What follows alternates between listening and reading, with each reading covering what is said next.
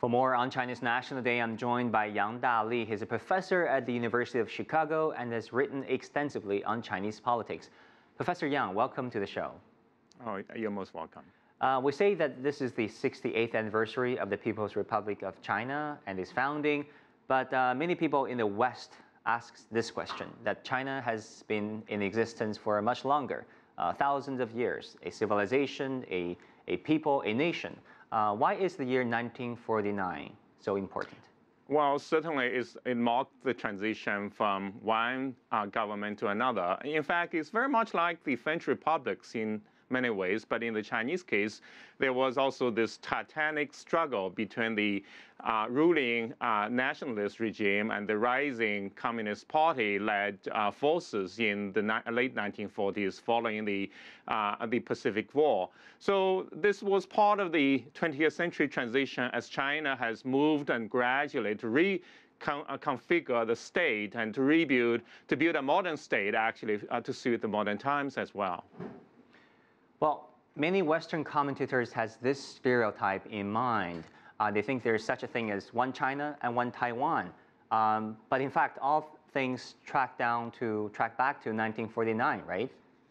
Well, it certainly dates back to, certainly a lot of the issues in the Pacific, in the region, including the China issue in terms of the mainland and Taiwan, and also the two Koreas actually all go back to the end of the Second World War and the splits that happened around that time. So we still are actually sort of inheritors of the legacies of that particular era and all that transpired in the Cold War era, and we still have to deal with those kind of issues for the countries involved. Even the administration on the island of Taiwan calls itself the Republic of China. Its constitution claims the entirety of the mainland China, Taiwan, and even Mongolia, correct?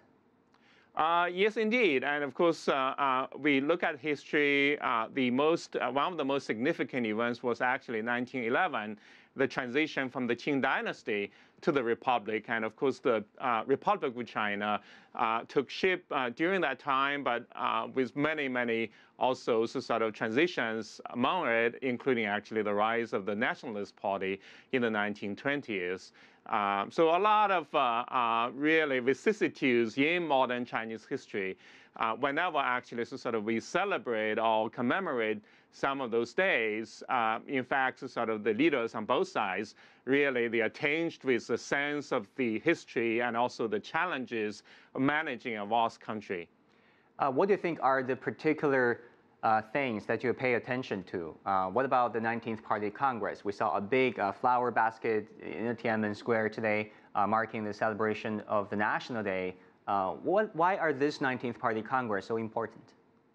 Well, of course, every 5 years now, the Communist Party of China convenes a national Congress, and it brings the actually sort of more than 2,000 delegates from around the country together to select the power center, which is the Central Committee of the Communist Party. And the Central Committee, in turn, actually there is a selection process to choose the next generation of leadership. In this case, we do know that the General Secretary Xi Jinping, the current General Secretary Xi Jinping, will continue on, and of course he also is the president of the People's Republic of China, and so on. But everyone is also noting that, in fact, only 2 members probably of the current top 7 leaders are going to stay around because of age and other factors. So therefore, we are going to be looking at significant transitions in the composition of the top leadership and also the broader Politburo of the Communist Party Central Committee. But what's also interesting is we are going to be looking at potentially significant changes, not only in the party constitution, what would be the role in terms of reference to General Secretary Xi Jinping, but also really looking at significant policy changes.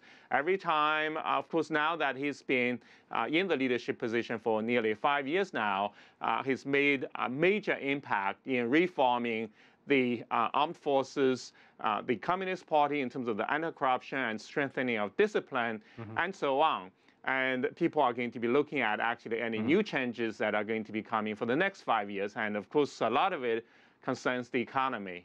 Certainly big event coming up in October this month, actually. Professor Yang, thank you for your insight.